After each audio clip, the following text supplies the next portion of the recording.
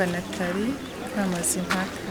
Bikira Mariya akabwira abonekewe ati bana banjye muzamfashe. Rero ati mugende munjyane mumbwire abandi. Ubutumwa bwanjye ntibureba u Rwanda gusa cyangwa Afurika gusa ahubwo n'isi yose. What's your name? I am Abdila. The second name? Hochkova Matila. What do you know about Nathalie? Nathalie is one of three girls who had apparition of mother, and I know she is all time here in Kibeho, and she pray for all people on the world and world too, because world is in bad condition, and the pray is very the world need the pray. Gisenga cyane usabira isi kuko imeze nabi. Jina lako ni nani? Jina langu ni Angela kutoka Kenya. Angela kutoka Kenya. Nafurahi kuongea na wewe. Unatoka Kenya fasi gani? Nairobi. Yes. What's your name? Judita? Yes. The next? No, second name? Yeah. Yuka. So where do you come from? From Slovakia. The miracle. Is there any miracle? Have you seen here? Any miracle? I have not seen any miracle here, but I heard about it. But you've heard about. So what did you hear about? That the Virgin Mary was appeared to 3 women or girls, and that's what I know. Ni nk'ubuhe buhamya wabonye bugutera kwemera cyane? Buhamya Cyakoze na Nathalie. Kuri Nathalie. Cyakoze sibye nako Nathalie ndenda mbibone. Gusa ariko nbyizera uko nguko gusa kuko nibikorwa nanjye biranyereka ariko kuri we wenyine. Kuko naho ndinzi. Ni nk'iki nyine cya wabonye bigutera kuba uvuga ati kabisa byarabaye kuko barabonekewe. Kuri Nathalie kuri Nathalie icyo nabashe kwa namumenyaho. Nuko we ubwe atemere ko yava kuri no butaka butagatifu ariko Imana yamutegetse kandi koko nabo nabajije bambwiye ko atigeze hava sibyo kandi kavukiri wabo naje kumenya ko atari inanga none ikindi kintu kigomba kubinyemeza ko Nathalie ibyo bavuga byose ari ukuri nuko ngo bamuvanye nyine ngo baje ngo kwambuka Kanyoro imodoka ikahagarara gutyo nyine ko mwumva bibateye ubwoba. Ntabwoba cyane ko umuntu wenda bafite ahagaze ashigashiga gakeya ntabwo tugira cyane ko mugiye mutega amatwi ibyo Kiliziya yigisha yemera kandi yigisha ibindi mu byihorere bange se cyagenzutse nawe sa nk'ubwo ari agakuru sa ibyo ngibyo se ura padiri ngo misago atarapfa musenyeri misenyeri tangira nyene tubwiye atarapfa ngo kozi ko hano haruguru ngo nayo yize kuba yaba hashinzwe. What's your name? Where you come from? And why are you here? I'm Jean Marie Akankwata. I'm from Uganda. I'm a MUNYANEZA. But I got to be here because I've heard about the Kibeho girls, Marikara, Natalia, how the Mother Mary came to them and gave them a message that should be spread to the whole world, that we should repent, we should do good, and we should endure sufferings. Because from suffering, that's when we get more good things. Hello, what's your name? My name is Alexandra. Alexandra, the last name? Second name? Sajak. Sajak? Yes. Where do you come from? I come from Poland. So why did you get here? I came here on a tour. It's a pilgrimage in Rwanda with a focus in Kibeho. Mwatangira mutubwira amazina yanyu. Nitwa Nathalie MUKAMAZIMPAKA. None Nathalie watubwira ese ngo uri mumwe mu bantu babonekewe hano Kibeho watubwira ukuntu byagenze mu magambo make.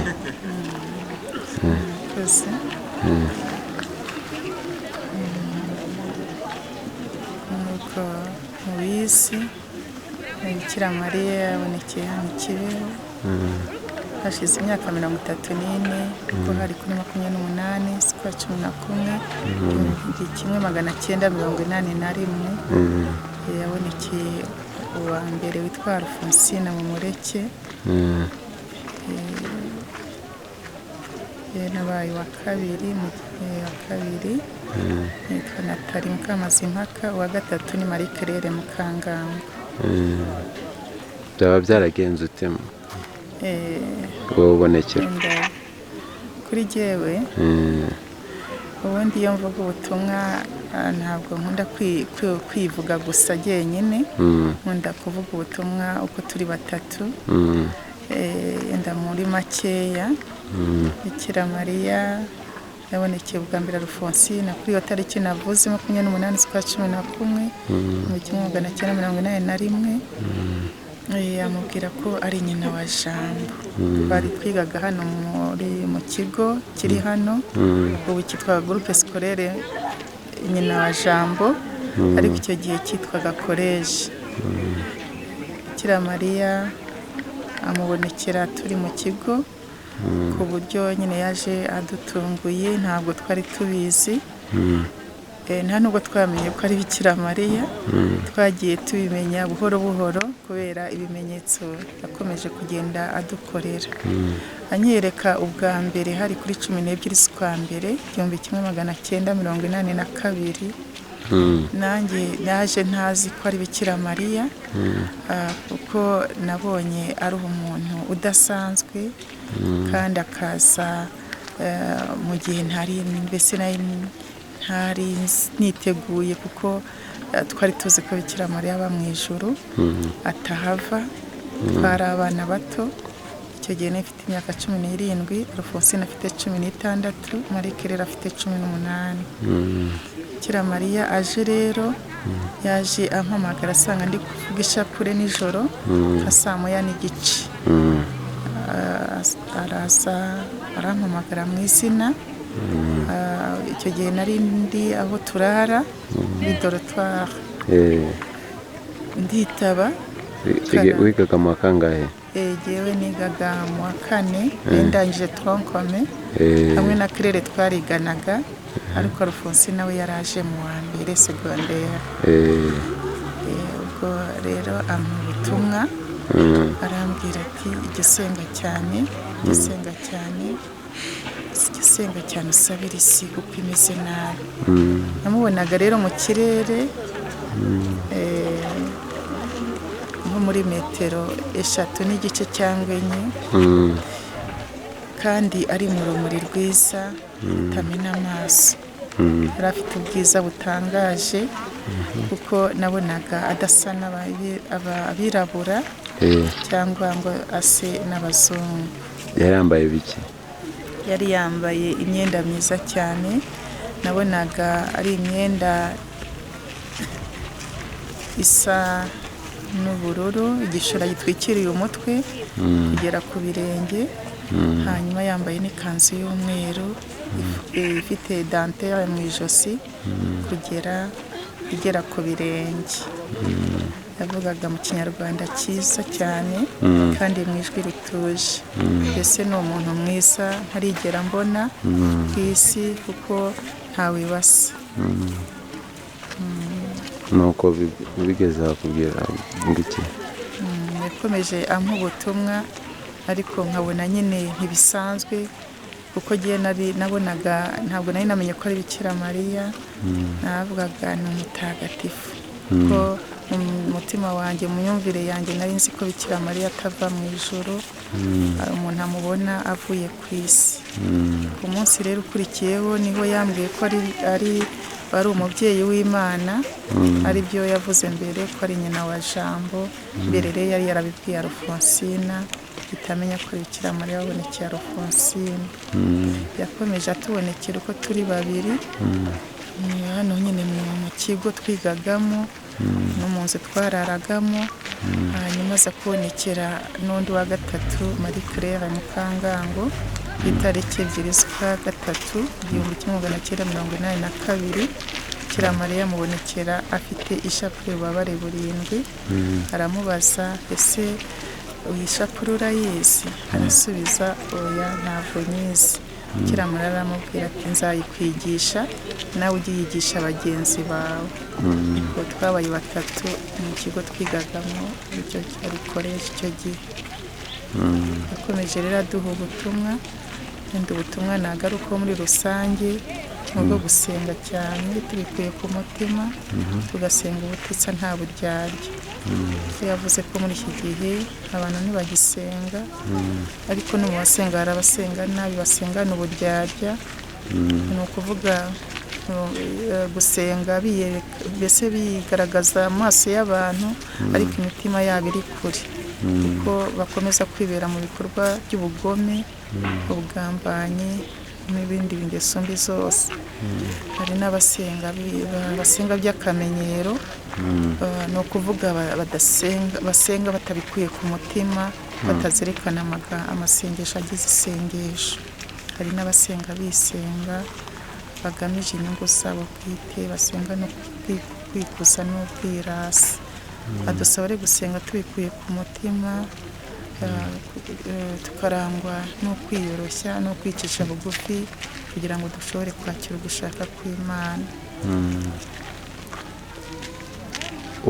Yadusabye kandi guhinduka, tukisubiraho, tukava mu byaha. Dusaba kumukunda nk'uko kubera ko adukunda yatubwiye ati kumva akunda mwe murankunda, ati bana banjye ndabakunda. Adusaba rero kumwiyambaza no kumwubaha, tukavuga kenshi ishapure ububabare burindwi, bitashoboka byibura 2 mu cyumweru, kuwa 2 no kuwa 5. Kandi adusaba kuvuga ishapure na rozari. Yatubwiye ko tugomba kwakira ububabare bwacu, tukamenya agaciro k'ububabare mu buzima bwacu, tugabutura, tugahongerera, dusabira abanyabyaha guhinduka. Yatubwiye kandi ko tugomba kuba maso ntihagire ibituyobya, kubera ko kwemera n'ubuhakanyi bizaza mu mayeri. Bikira Mariya yadusabye gusabira abategetsi b'ibihugu byacu kugira ngo abategetsi yadusabye gusabira abategetsi kugira ngo barangwe n'ukuri n'ubutabera, kandi biri gukandamiza abo bayobora. Adusaba gusabira Kiliziya kuko izagira amagorwa menshi muri ibi bihe. Yadusabye kandi kumubera indabo nziza, kuko igihe cyose yatubonekeraga yakundaga kutwereka turi mu murima, yakundaga kutwereka umurima w'indabo tuwurimo, akadusaba kuzivomerera. Iyo twamusabaga amazi y'umugisha, isoko, akavuga ati nzayiba ku bundi buryo. We akatubwira ati muzana amazi, kubera tutari tuyafite mu kigo, twayavomaga mu kabande tukayazana aho yatubonekeye. Yabaga yaduhaye randevu, isaha, itariki n'ukwezi, akayaha umugisha mu gihe yabaga ariho aduha ubutumwa, akatubwira kujya kuvomerera izo ndabo zose.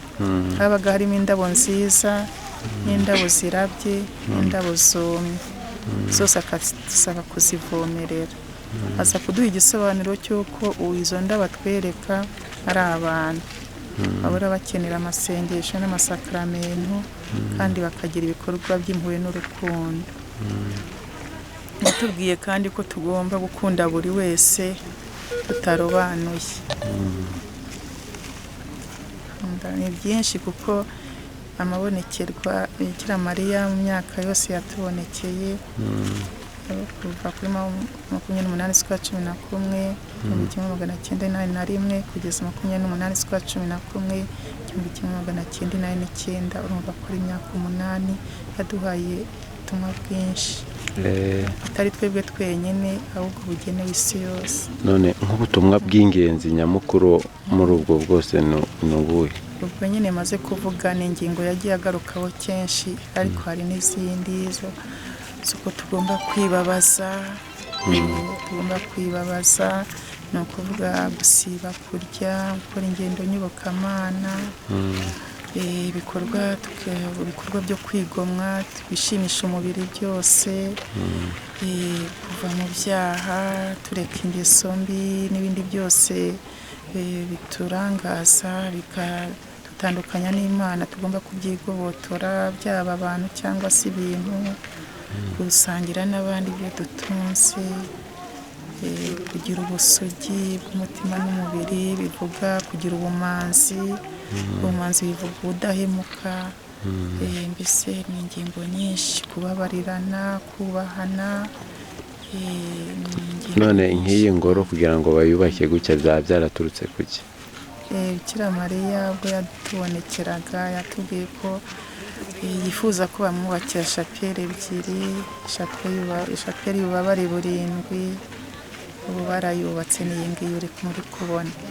Hanyuma hari n'iyindi yitwa iyegeranya ry'abatatanye, ni nini, ariko yo ntabwo irubakwa, ariko nayo yarayisabye. Izubakwa ahagana he? Bazahashaka.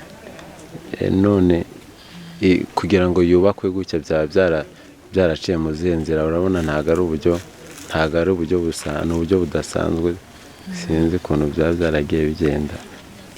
Iki gishushanyo mbonera baragerageje nyine abarishtegite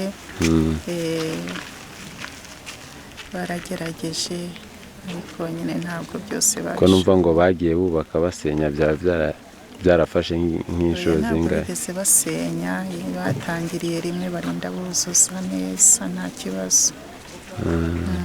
Ubwo n'ububabare 7, buri kintu cyose gifite uko icyo kivuze. Nyine shapeli y'ububabare 7 bagerageje gushyiraho. Wagerageza kubidusobanurira? Bagerageje kuyubaka mu buryo bagaragaza ububabare 7 bwa Bikira Mariya. Ni ubutumwa Bikira Mariya yaduhaye hano Kibeho bwerekeranye n'ububabare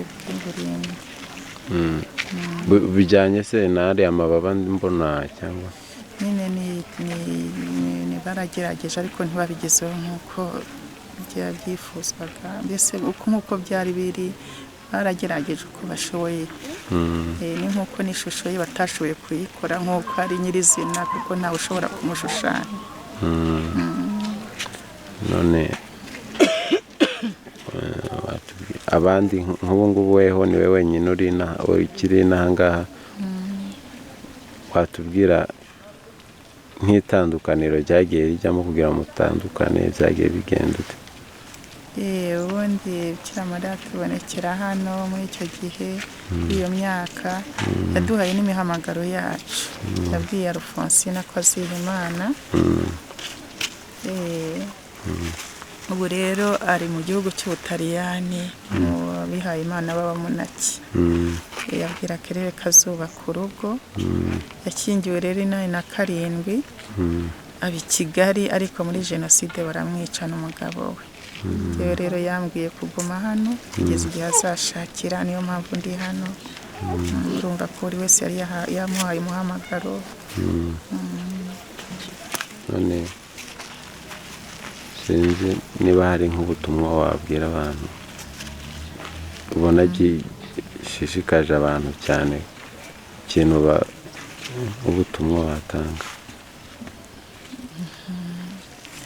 Ubutumwa natanga nyine nubwo Bikira Mariya yavuze, nibwo duhora dusubiramo, bwo kugira urukundo rw'ukuri rw'Imana n'abantu, mbese tukirinda uburyarya. Dukora byose tukirinda uburyarya n'ubuhemu.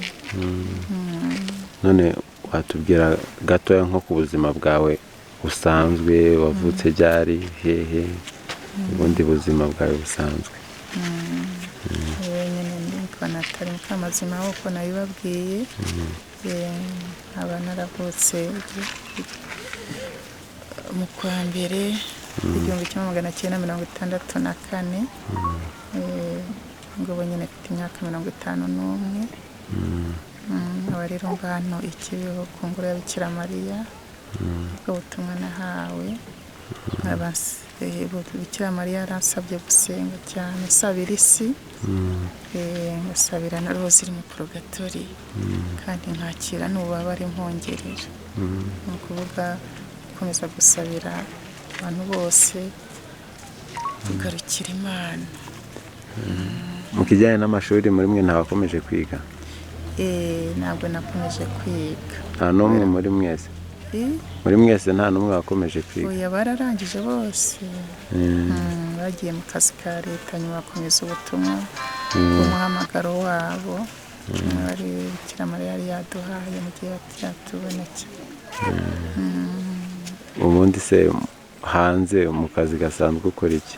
Yewe nyine hano ku ngoro ubutumwa nawe na nyine Bikira Mariya ngo kuguma hano ko nabivuze ngasenga, hanyuma mu byerekeranye n'imibereho isanzwe y'umubiri gukoresha amaboko nyine bisanzwe, ntabwo nkora mu kazi ka leta. Nka bizinesi se mwamukora ni nk'izihe? Ntabwo nayishobora, urumva ntabwo nayibonera umwanya, ariko ngerageza uburyo nashobora gukomeza ubuzima neza bwa roho n'ubw'umubiri mu buryo butabangamiye ubutumwa. By'umunsi mperuka ni iki? Babivuga ni Mariya ari sivuga cyangwa niba ari abantu bandi babahanura b'inyuma? Nyine bajya baza n'ikibeho ariko abatoye ndabazi, ariko mwumva bibateye ubwoba? Nta bwoba, cyane ko umuntu wenda bafite uko ahagaze ashigashiga gake gakeya, nta bwoba tugira cyane. Ariko mujye mutega amatwi ibyo Kiliziya yigisha, yemera kandi yigisha, ibindi mubyihorere. Ikibazo nuko usanga rimwe na rimwe hari abamuturanye bakamukumva nyine bakavuga mukumva, ariko ntimukagire ubwoba. Mujye mutwereka n'udufilime tukabonamo n'abapadiri babashyigikiye. N'abapadiri ni kwa kwe nakubwiye nyine banahuriye hano, ugasanga bakoreye n'igiterane hano tukabibona babituzaniye kuri filime. Iyi nyine tugomba kuba amaso ntihagire uzatuyobya, uwo ari we wese rwose ikibi ntabitinya, gusa nyine kereka ntabitinya, ariko ntabwo itwara utayihaye urwaho. Ubwo rero niyo mpamvu mutagendera ko mubonyemo umupadiri, oya ni ukuba amaso cyangwa atazagira utuyobya uwo ari we wese. Ubwo rero dukurikira inyigisho zacu. Akantu gato nani bagiye kubaza ku bijyanye no kwiyegurira Imana. Abantu benshi bavuga ngo uri umumasera, ngo bimeze ute, ahandi ngo barakwangiye, byaba bimeze ute? Urumva mu byerekeranye n'ubutumwa n'umuhamagaro wanjye, urumva nabibabwiye kuva kare ko Bikira Mariya yaduhaye umuhamagaro wacu akitubonekera, kandi twari turi batoya. Ubwo rero uwo muhamagaro twawugumyemo, urumva nyine yambwiye kuguma ikibeho, kandi ndabona ariho mbona. Ubwo ntiwabasha kwinjira mu ntuza mu buzima bw'abamasera? Murumva se nagenda? Ntabwo nagenda kereka ampaye uburenganzira, ariko ntawe nigeze nkomanga kuko nyine yari yambwiye kuguma hano, kandi yabimbwiye nkiri muto, ifite iyo myaka 17, ufite 51. ntabwo nigeze njya. Ubwo buriya nk'izo mbaraga muzikomora hehe zose? Imbaraga zo kwihangana. Zo kwihangana. Ubundi mu byerekeranye n'ubutumwa wabahawe, mbere na mbere n'urukundo rukuri, mbese ufitiye Bikira Mariya ukaba yarabukunze, nawe ukamukunda cyane ku buryo umwumvira igihe cyose. Igihe cyose rero izo mbaraga rero urazibona kuko ubanye n'umufitiye urukundo, abagukunda nawe ukamukunda, ugasenga, mbese ukumva utamuhemukira. Ubwo rero ntabwo navuga ngo ni imbaraga zanjye zisanzwe z'umuntu zabinshoboje, ariko numva ari ububasha bwe bwabinshoboje n'ubushake nanjye nagize, ukwemera nyine ijambo rye no kurikurikiza. None hariho nk'abantu badashobora, mbese badapfa kubyumva neza, bavuga ati se kubonekerwa bibaho gute? Ni nk'icyo wabumvisha kugira ngo ukavuga ati wenda ni amanyanga, ni ukubeshya? Ubundi nyine abantu umuntu yitekereza icyo yishakiye, ariko mu byerekeranye n'ibonekerwa navuga ko ni ingabire, ni ingabire idasanzwe, ni ingabire idasanzwe Imana ubuntu bw'Imana Bikira Mariya akaguhitamo akakwiyereka akaguha ubutumwa abageneye abantu bose ariko ari abakunyujije. Ubwo rero haba we niwe ugira ngo abantu bashobore kubyumva no kubyemera, niwe umurimo we ukomeye n'uwo icyo gusaba no kubikurikiza, ubundi hasigaye ibikomeye byose arabyikorera. Nta kintu wakora ngo wemeze abantu niwe ubyikorera. Hari nko mu bintu ngo kugira ngo bagire bemere ko umuntu ari kubonekerwa, ngo hari ibintu byinshi bagiye bagerageza, ntago ngiye n'ibintu numvise, hari igihe ari realite cyangwa atari, hari igihe ngo ni nk'ibihe bagukoreye byo kugira ngo wumvise bagukoreye kugira ngo bemere koko kuri kubonekerwa. Ubundi nyine kiliziya ikorera mu mucyo. Ubwo rero niyo mpamvu yashyizeho amakomisiyo, hari iy'abaganga, hari impuguke mu iyobokamana aribo bita abateologien, abo bose baradukurikiranaga mu gihe cy'amabonekerwa kugira ngo nyine barebe, kubera ko umuntu ashobora guhagarara hari akavuga amagambo, ariko kiliziya ntabwo igendera ku magambo, igendera kureba niba harimo kuri, niba harimo ingabire yo mu ijoro koko. Haba hari ibimenyetso rero bikomeye kiliziya igenderaho, kandi n'izo ankete z'izo mpuguke mu by'ubuzima, abadogiteri n'abatoloji, abapadiri, abasenyeri, nabo babikurikirana. Habonetse abana benshi ariko kiliziya yatangaje bakeya. Habonetse nka bangahe? Abana biyerekanye mu gihe cy'amabonekerwa babaye benshi, ariko ndumva mu mubare bagiye bavuga bageze nko muri 30 cyangwa barenga, ariko ya kiliziya yatangaje 3 gusa. Ubwo hari ibintu bishobora kuba ngo biri strong bagendeyeho cyane umuntu abonekerwa, ni nk'ibihe watubwira? Kiliziya ibifite ibyigenderaho mu rwego rwa kiliziya yaho ibonekerwa ribera mu gihugu, ariko hakaba no mu rwego rwa kiliziya y'isi yose. Ni ukuvuga rero haba hari ibyo bareba, bagenda basuzuma, kureba niba nta kuvuguruza Bibiliya. Urabona Bibiliya ni nini, kandi mu myaka 8 uvuga ushobora utari kumwe n'ingabire y'Imana wateshuka, bashobora kuvuga ijambo ritari muri Bibiliya, n'ibindi bigendana n'ubuzima, n'ibindi byinshi kiliziya igenderaho, kureba kandi niba ibyo uvuga nabyo bikurikiza. None ngo ibyo tumva ngo hari nk'ukuntu bagiye bagerageza nko kubashinga nk'urushinge ngo barebe ko ari byo, ibyo byabagaho nabyo? Byerekeye n'abaganga byo bakora byinshi. Turabona n'ubundi mu misuzumire y'umuganga ufite ibyo akora niyo gusuzuma. Muri icyo gihe rero cy'amabonekerwa hari ibyo yakoraga kugira ngo gutandukanye n'abandi bantu mu buryo busanzwe. Hari izo nshinge yabikora kugira ngo rero niba umubiri ushobora ugira ukuntu bigenza, ko niba umuntu akuriye urwara cyangwa gukora mu jisho bisanzwe utari kumwe n'umubyeyi, umubiri ufite uko ugaragaza ikimenyetso.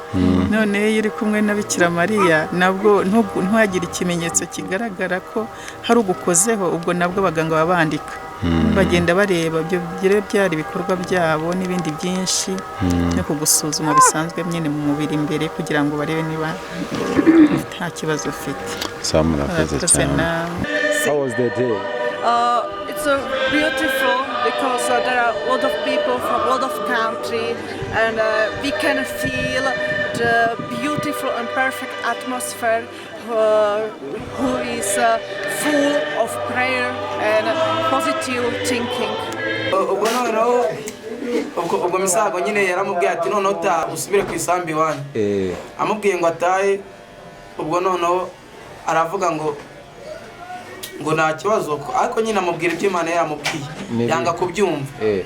Imana yaramubwiye ko atagomba kuva kuri n'ubutaka butagatifu, yanga kubyumva. Ubwo noneho arangije umushoferi ngo amujyane, ko bagiye kwambuka Akanyaru, imodoka ngo yanga kukambuka, ngo ajyanwe n'ibintu bya burage. Noneho we niyifatira imodoka, noneho aramwijyanira, nawe yanga kuhava. Nyine ubwo nyine amagara nyine ati yubakire n'inanga, uyitura inanga. Hanjye mu rwandura mu nzira gusa ikintu muzo ijwi rye numvise, ijwi numvise rye, numvise amavuga Igifaransa gusa, nta rindi jwi rye nize numva. gusa nyine ikinyarwanda arakivuga ko icyavukiyemo akunda kumubona n'amaso yaravuga igifasa nta kindi ntabwo utabarena ngo ngiye sinanamukora no mu ntoki ngiye no muri ngira bwanjye nabwo ndanamukora no mu ntoki. How are you? Name, Sene? My name is Ryan. So I'm sorry. Yeah, I love the Our Lady of Kibeho. She's been so special to us. I've especially loved the traditional dance, the Rwandan traditional dance, and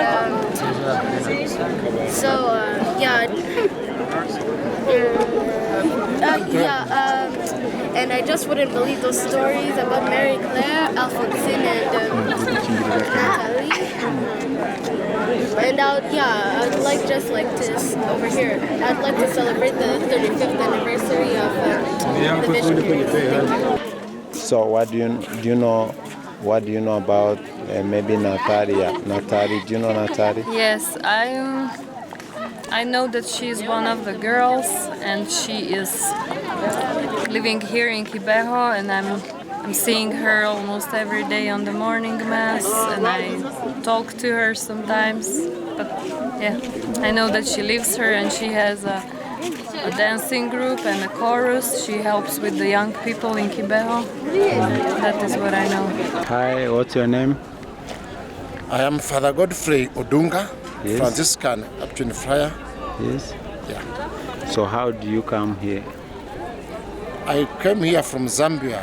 Yes. We came 13 pilgrims from Zambia. 13? Yes, 13 pilgrims from Zambia. Yeah, you are in Kibeho. Yeah. Are you alone or you are in a group? We are in a group. For how many people? Yeah, there are 12 and myself we are 13. Okay. Njyewe nitwa Imakenze mu Rwango. Ingo. Muri paruwasi ya Biroyi. Inshuro ni ya 12. Inshuro ni ya 12 ngeze hano ikibeho. Just as a message, what would you tell the people? The message, I mean, I came here to look for simplicity of life. Yes. And please keep this place simple, the way it is now. Yes. With a lady outside, with a little chapel. This is something that I love, yes. that I came to see. There's so many places that become more and more commercial. Yes. And if you I think the spiritual renewal,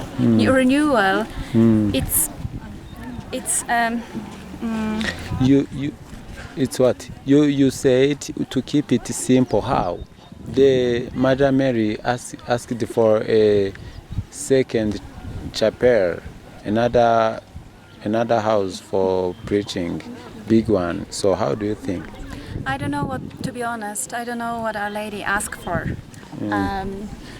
I only see, I don't know the history. The history, this was a poor background. This is a very poor village in Rwanda. Yes, yes. But they asked for house for the first chapel, yes. is this one, and she asked for another chapel. Okay.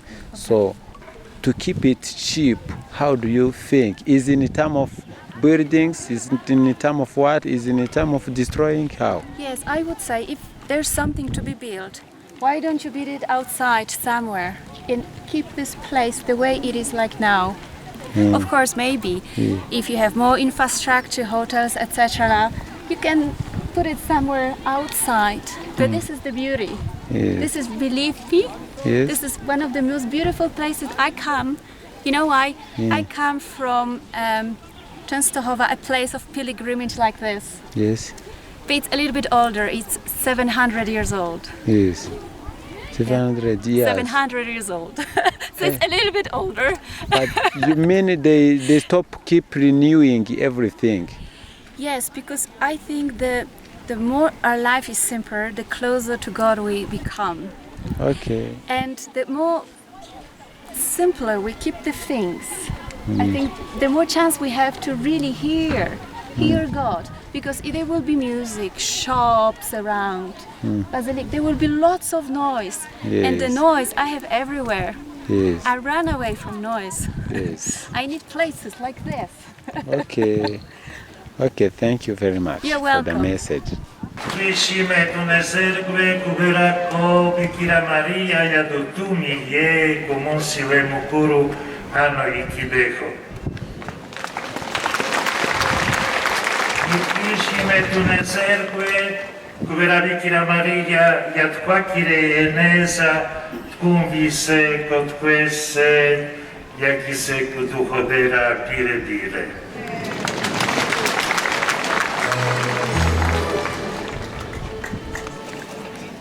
Bikira Mariya ni umubyeyi wa Yesu, Imana yacu, kandi twumva kurushaho muri ibyo birori by'umunsi mukuru wa none ko ari umubyeyi wacu kandi yita ku bibazo byacu byose bya buri munsi. Ndashimira Musenyeri Yohani Damascene Menyimana, umwepiskopi wa Cyangugu, nabyo cyabasuhuza. Ndashimira Musenyeri Smaragde Mbonyintege bari gufatanya natwe wa Diyoseze ya Kabgayi.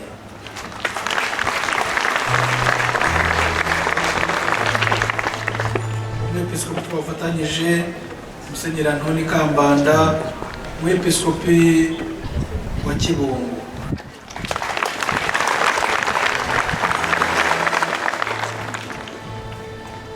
Undi uhagarariye Musenyeri wa Diyoseze ya Butare ni igisonga cye, Musenyeri Gahizi Jean Marie Vianney.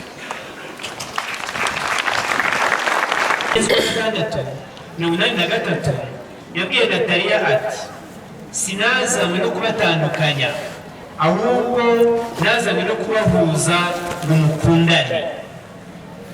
Ahandi ati ingo nizigire ubwumvikane buhagije.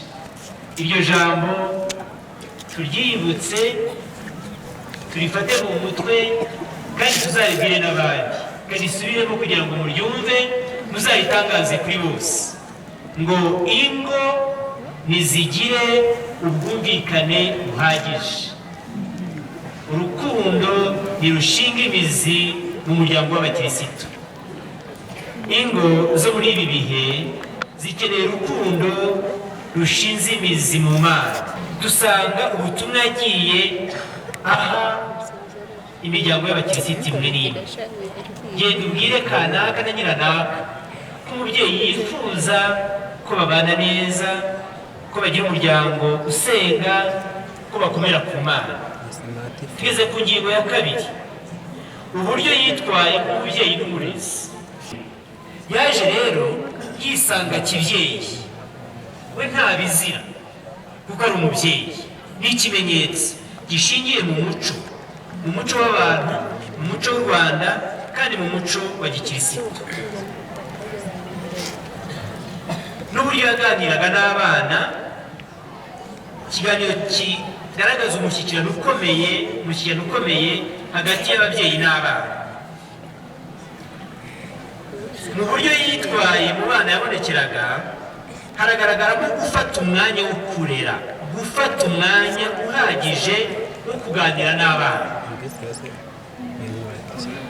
Amabonekerwa cyane cyane aya mbere yo mu mwaka wa mbere 1981 na 1982 na 1983, tubona uburyo Bikira Mariya yafataga umwanya uhagije, amasaha menshi cyane yo kuganira n'abana. Biratwibutsa, biraduhanura. Imiryango myinshi ntabwo ikigira umwanya wo kuganira n'abana. Ugomba kumenya umurimo wabazanye hano. Ibyo se uzajya mu ishuri usakuze, ubuza abandi bana amahoro, hanyuma uze muri chapelle gusenga, utabanje no gusaba imbabazi z'ibyo umaze gukora, utakoze n'umurimo ushinzwe, uzaba ukoze iki? Mumenye icyabazanye. Amagambo nk'ayo ngayo ni umuco wo kurera. Ikindi gihe yabwiye Alphonsine nanone, utega amatwi mwumve mwasanga ari ibintu bisanzwe ariko bifite inyigisho ikomeye. Ati kuki wanitse amashuka nabi? Kwanika amashuka icyo gihe ntabwo yanitse ari kubonekerwa, ariko mu gihe cy'ibonekerwa Bikira Mariya aramubwira ati kuki wanitse amashuka nabi? ngo yari yaragiye ayandika yajugunya ahantu yashyiraga ati uzajya ubikora neza n'imirimo uzajya ubikora neza kugira ngo n'abandi bakurebereho. Ikindi ni ugusengana nabo, akabwira uwo abonekeye ati dusengane kugira ngo yibutse uwo abonekeye kandi yibutse isi yose, cyane cyane imiryango y'abakirisitu, kwisengesha mu ngo z'abakirisitu ari ishingiro rya byose. Tuzi twese ko ingo z'abakirisitu nyinshi zitagisenga. Twibuke gushyira isengesho, gusubiza isengesho mu ngo z'abakirisitu, akabereka ubwuzu kugira ngo bamwigireho ibyo bashaka byose. Turibuka ukuntu umunsi umwe Alfonsina yizihiwe abona Bikira Mariya wiyoroshya, akamubwira ati disi we, kugira ngo amwereke ubwuzu bw'umwana umwizihiye. Iyo umubyeyi ari mwiza abana barateta bakamwigiraho ibyo bashaka byose. Ababyeyi biga umuco wo koroshya mu rugo, wo gushyira amahoro mu rugo. Yabwiye Marie Claire ati noneho ntukitwe umutesi wa se, ahubwo uri umutesi wa Bikira Mariya, umubyeyi uzi gutetesha abana.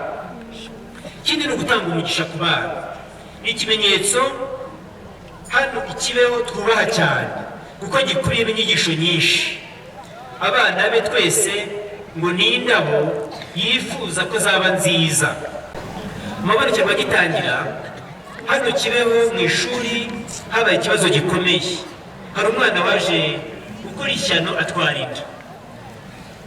Iyo usomye amabonekerwa y'icyo gihe ubona uburyo Bikira Mariya yabivuze, ariko akabivuga adaca urubanza, akabivuga bicyaha ariko mu mvugo nziza ihanura ariko inahabura, kugira ngo n'abandi bumve ikizira bakizire ariko badahamutse. Nawo ni umuco, ni imyifatire myiza yo kurera icyaha kandi udahamura abantu. Ikindi tumubonana ni ukutarera abajeyi. Bikira Mariya hano Kibeho, iyo urebye uburyo yitwaye mu bana ubona harimo igitsuri. Reka mbaye nk'urugero rumwe cyangwa ebyiri. Uribuka mwese kuva ku itariki ya 4 z'ukwa-9/82 niba nibuka neza, hano Kibeho yahaye Nathalie ubutumwa bukomeye. Aramubwira ngo kuva uyu munsi nkugize umubyeyi w'abemera bose. Aramusobanurira ati ubwo bubyeyi buzaba bushingiye ku bintu bibiri: gusabira abantu bose no kubabara kuberaho. Nathalie ku buryo bw'umwihariko yahawe ubutumwa bwo kubabara kubera roho z'abantu, kugira ngo afashe Yesu na Bikira Mariya gukiza roho z'abantu. Yabwiye Alfonsina ku itariki 27 z'ukwa-83 ati kubona witura hasi ukababara nanjye ntibinshimishije, kuko sinkwanze, ugomba rero kwishyurira abandi. Ikindi tubona mu burere bwe ni uko akoresheje urugero rwiza. Nathalie yaramubwiraga ati mubyeyi mwiza, mpa gusa nawe, maze abazambona bose bajya bavuga bati dore umwana wa Bikira Mariya koko. Ikindi nasozerezaho, hari byinshi ntabatwarira umwanya, ni uko yabigishaga gusoma Bibiliya. Mu butumwa bwari Kibeho harimo Bibiliya cyane,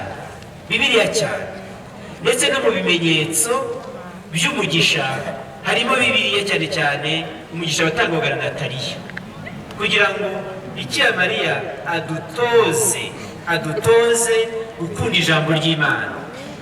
Ndabibutsa abavandimwe muri aha kongera guha agaciro ijambo ry'Imana Bibiliya, cyane cyane mu muryango w'abakirisitu. Ingingo ya 3, umuhamagaro wo gushinga urugo ku byerekeranye na Mariya Karara Mukangango.